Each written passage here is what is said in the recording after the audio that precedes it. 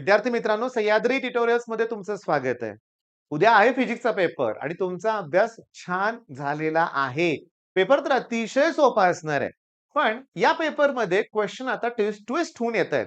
जसं मॅथ्समध्ये जेईई लेव्हलचे क्वेश्चन्स विचारायला सुरुवात केली, तसं फिजिक्समध्ये पण सोपाच प्रश्न आहे, पण थोडासा चेंज होऊन येतोय. त्यामुळे पहिली गोष्ट घाबरून जायचं नाहीये. मग आज काय केलं पाहिजे? सगळ्यांना माहिती आहे. मी तुम्हाला सांगतो आज करायचे रिव्हिजन, बरोबर आहे?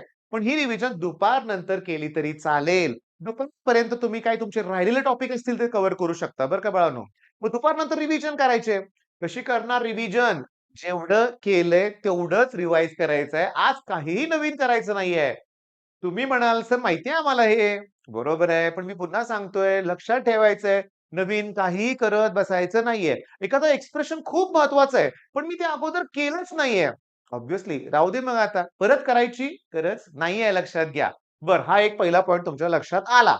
दुसरी महत्वाची गोष्ट, या स्टेजला आता ना कुठल्याही मित्राचा किती अभ्यास झाला हे चेक करत बसू नका. जास्त करून मुलींना मला हे सांगायचंय, कुणाचा किती अभ्यास चेक करत बसलात तुम्हाला टेन्शन येईल. कुणाचा किती अभ्यास झालाय, काय देणं-घेणं आहे आपल्याशी आपला अभ्यास आपण करायचा आहे ना. रिव्हिजन करायची आहे. बरं न्यूमेरिकल्स अगोदर जर केले असतील तर ते फॉर्म्युले पुन्हा रिवाईज करा. Magnetic field due to electric current अतिशय इम्पोर्टंट आहे बरं का हा टॉपिक लक्षात घ्या. त्याचबरोबर सगळेच टॉपिक इम्पोर्टंट आहेत. 7 मार्काचे जे टॉपिक आहेत त्याच्यावरती 1, 2 किंवा 3 मार्काचं न्यूमेरिकल हे येणारच हे लक्षात घ्या. म्हणजे तुम्ही विचारता ना न्यूमेरिकल्स कुठून येणार? तर जे टॉपिक 7 मार्काचे त्यावर फिक्स न्यूमेरिकल असतं लक्षात ठेवायचं. पण जे टॉपिक 5 मार्काचे आहेत त्याच्यावर सुद्धा एम-सी-क्यू मध्ये, व्ही-एस-ए मध्ये किंवा सेक्शन बी किंवा सेक्शन डी मध्ये न्यूमेरिकल येऊ शकतात. बरं, आता सगळ्यात इम्पोर्टंट उत्तर माझ्या भाषेत लिहिलं तर चालेल का? सिंपल पेंडुलमचं एक्सप्रेशन एका मुलानं मला लिहून पाठवलं होतं, फोटो पाठवला होता. अगदी करेक्ट होतं. पण क्षणभर बघताना मी पण पहिला विचार केला, काय केलं यानं? त्यानं F equals to minus k x हा फॉर्म्युला वापरला होता. एरवी मास इंटू ॲक्सेलरेशन वापरलं जातं. ॲक्सेलरेशनचा formula minus omega square x. Method आहे बरोबर आहे सिंपल पेंडुलममध्ये. पण त्यानं के एक्स घेतलं. पुन्हा के बाय एमला ओमेगा स्क्वेअर पुट केलं. मला ते छान वाटलं. पण तपासणाऱ्याला नाही कळालं तर काय करणार? तर लास्ट मोमेंटला तुमच्या मनाची उत्तरं लिहू नका. बऱ्यापैकी टेक्स्ट बुकशी रिलेटेड असावीत. हे तुम्हाला मी सांगतोय. आता हे त्यासाठी सेपरेट व्हिडिओ तर बनवायचाच आहे आपल्याला. पण जस्ट एक सांगितलं तुम्हाला. बरं आता दुपारनंतर मी तुम्हाला सांगतो, दुपारनंतर रिव्हिजन ही संध्याकाळी 8 वाजेपर्यंत कंप्लीट व्हायला पाहिजे. जेवल्यानंतर सेकंड रिव्हिजन स्टार्ट व्हायला पाहिजे. Final second revision. ती 10, 9, 10, 11 पर्यंत ठीक आहे. 9, 10, 11 पण खूप झाले बाळांनो. आज लवकर झोपायचंय. का? उद्या लवकर पहाटे उठायचंय? नाही, आज झोप पूर्ण घ्यायची आहे. हा काय प्रकार आहे? तर तुम्हाला माहिती आहे.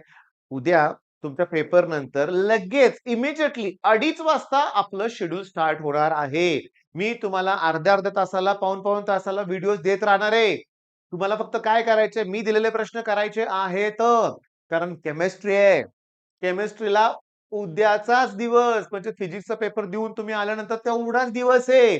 17 तारखेला सगळा वेळ नाहीये तुमच्याकडे. रिव्हिजनला पण वेळ द्यावा लागणार आहे आणि रिव्हिजन केली तरच. तुम्ही आता बघताय ना बाळांनो, काय झालंय 5 दिवस सुट्टी होती. तरी अभ्यास झाला नाही. का झाला नाही सांगा बघू? का नाही झाला?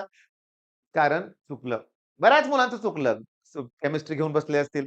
ओके. त्याच्यानंतर मॅथ्स करत बसले असतील. पण ते झालं गेले जाऊ दे. आजचा दिवस तर इम्पोर्टंट आहे. आजच्या दिवसात सगळं कव्हर करू शकताय.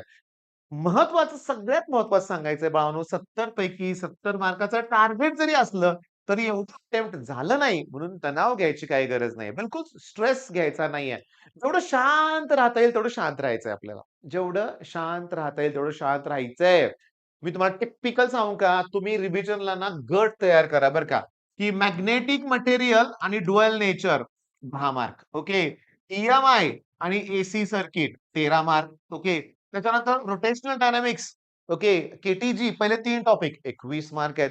मग असा जर विचार केला ना आपण, मग जरा मन शांत होतंय बरं का, की आपण डेफिनिशन, डायग्राम, डिस्टिंग्विश लॉज सगळं केलेलं आहे. त्याच्यावरती 20-30 मार्काचा पेपर अटेम्प्ट होऊ शकतो. मग मी 70 पैकी 30 मार्काचा पेपर अटेम्प्ट केला, की तो दी बेस्ट आहे. याच्यापेक्षा जास्त अटेम्प्ट करायला जमत असेल, तर सोन्याहून पिवळं म्हणतो ना आपण, तसंच आहे लक्षात घ्या. बरं आता पुन्हा एक महत्वाचा प्रश्न बरं का, मी महत्वाचं तुम्हाला सांगतोय बरं का. आता तरी बाळांनो, आता तरी तुम्ही काय केलं पाहिजे, स्वतःहून रिव्हिजन स्टार्ट केली पाहिजे. होय, स्वतःहून रिव्हिजन स्टार्ट करा. जे येतंय ना, मी काय होतं माहितीये का तुम्हाला क्लिअरली सांगू का? नवनीत अपेक्षित दी बेस्ट पुस्तक आहेत बरं का बाळांनो. पण नेहमी का नवनीतबद्दल बोलतोय? बरेच जण विचारतात, की अपेक्षित वापरू का? जास्तीत जास्त मुलांकडे अपेक्षित आहे. पण त्यातली पी-वाय-क्यू मुक्त करा. त्यातला मॉडेल क्वेशन पेपर वगैरे बघायची ही वेळ नाहीये. नवनीतच नाही, नवनीत, टार्गेट, उत्तम पब्लिकेशन यात मॉडेल क्वेशन पेपर असतात बरं का रे बाळांनो. तुम्हाला वाटतं त्यातलाच येईल. तुम्ही तशी अपेक्षाच करू नका, की कुणीतरी तुम्हाला क्वेशन दिले तर तेच आलेच. आपण अभ्यास सगळा करायचा आहे लक्षात घ्या. त्यातला मग कुठलाही प्रश्न येऊ दे आणि प्रश्न टॅकल करायला पण आपल्याला जमलं पाहिजे. म्हणजे न्यूटन्स लॉ ऑफ विस्कॉसिटी तुम्हाला माहितीच आहे. डायरेक्ट स्टेटमेंट येत नाही. त्याचा वापर करून कोएफिशियंट ऑफ विस्कॉसिटीसाठी फॉर्म्युला तयार करा असा प्रश्न येतोय. मग आता कसं आहे बघा मी तुम्हाला सांगतो, की फिजिक्स नंतर केमिस्ट्री आहे बाळांनो. ऐका, समजून घ्या, की तुम्ही जेव्हा बोर्डच्या पेपरमध्ये जाल, सुरुवातीला तुम्हाला ते आन्सर शीट मिळणार, सगळे लाईन वगैरे तुम्ही ड्रॉ करून ठेवणार. क्वेशन पेपर तुमच्या हातात येणार. तेव्हा क्लिअरली ना 4-5 प्रश्न तर अवघड दिसणार आहेत रे तुम्हाला, की जे तुम्ही बघितले पण नाहीत असे प्रश्न असतील. हो, त्याचं वेटेज 10-20 मार्काचं असेल म्हणूया आपण. होय. टोटल जवळ-जवळ क्लोज टू 100 मार्कचा पेपर असतो. त्यातले 20 मार्काचे प्रश्न असे आहेत, की जे तुम्ही केले नाहीत. जवळ 40 मार्काचे प्रश्न असे आहेत, जे तुम्ही केलेच नव्हते. अरे पण 60 मार्काचा अटेम्प्ट करता येतोय ना. तुमची मेंटॅलिटी बदला, तुमची विचार करण्याची पद्धत बदला. 40 मार्काचे प्रश्न मला येतच नाही, भयंकर पेपर अवघड आहे म्हणायचं आणि हे पण वाया घालवायचं. हे तेवढं करायचं नाहीये आपल्याला. मग आता मला एक सांगा बघू, रिव्हिजन स्ट्रॅटेजीमध्ये काय करणार? सांगू तुम्हाला मी.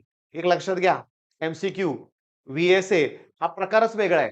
काल जेव्हा मी दिवसभर लेक्चर्स अपलोड करून दिले ना तुम्हाला, प्रत्येक टॉपिक वाईज कसा-कसा अभ्यास करायला सांगितलं. तर तुम्ही एक गोष्ट ऑब्झर्व्ह केली का रे? करंट इलेक्ट्रिसिटीचं ऑब्झर्व्ह करा. आपण करंट लॉ केला, व्होल्टेज लॉ केलं, एमिटर, पोटॅन्शिओमीटर सगळं केलं. त्याची डिस्टिंग्विश वगैरे केले, एडव्हांटेज, डिसएडव्हांटेज केलं आणि मग आपण बघितलं एम-सी-क्यूज सगळ्या सुटल्या.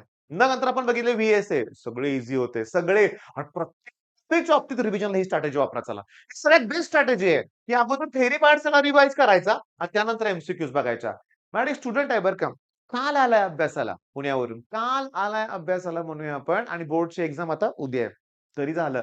तरी दिवसभर सकाळी 9:00-9:30 पासून संध्याकाळी 9:00-9:30 पर्यंत त्यानं सगळं कव्हर केलं. आज पण परत तो करणार आहे. रिलॅक्स आहे. रिलॅक्स आहे. हा व्हिडिओ बनवायच्या अगोदर मी त्याला विचारलं होतं, "काय पॉइंट्स आहेत?" तेच रिलॅक्स राहायचंय. जमणार आहे. पण मी तुम्हाला सांगू का, त्याला मी जेव्हा विचारलं, "कसा अभ्यास करतो?" तो म्हणला, "मी एम-सी-क्यू आणि व्ही-एस-सी स्टार्ट केलंय." तर हे स्टार्टला कसं एम-सी-क्यू करता? एम-सी-क्यू करायचेच नसतात. आपण एका व्हिडिओत तुम्हाला सांगितलं लक्षात घ्या. मग थिअरी पार्ट परफेक्ट करायचा, मग एम-सी-क्यू या आपोआप होतातच हे लक्षात घ्या. ओके. काय मी तुम्हाला सांगतो. सेक्शन ए लगेच करू नका. ओके. हे पण मला तुम्हाला नंतर सांगायचंय. सेक्शन सी ची भीती वाटते, राहू दे बाजूला. बी आणि डी आहे ना इम्पोर्टंट. बी आणि डी भरपूर अटेम्प्ट यात होऊ शकतं लक्षात घ्या. आणि त्याच्यामुळं तुम्हाला आजचा दिवस खूप छान घालवायचा आहे. ओके. आज दुपारी विनाकारण झोपू नका बरं का. दुपारी जर मोठी झोप घेतली तर रात्री लवकर झोप लागत नाही. आणि रात्री एक ठराविक पिरियड गेला, की संपलंच मग. आणि मी प्रामाणिकपणे तुम्हाला अगदी रिक्वेस्ट करतोय, आज जागरण करायचं नाही. विनाकारण मुलं रात्रभर जे जागतायत ना बाळांनो, तर चूक होणार आहे. कारण केमिस्ट्रीला वेळ पुन्हा पुरणार नाही आपल्याला. मग चला, जोरात अभ्यास करूया. माझ्या नेक्स्ट व्हिडिओची वाट बघा. लवकरच मी अपलोड करणार आहे. ई-एम-आय आणि एसी सर्किटचे आय-एम-पी क्वेशन देणार आहे. क्वेशन्स तुमच्याकडून जरापैकी डिस्कस केले, की मग तुम्हाला एम-सी-क्यू आणि व्ही-एस-ए नक्की जमणार आहे. All the best.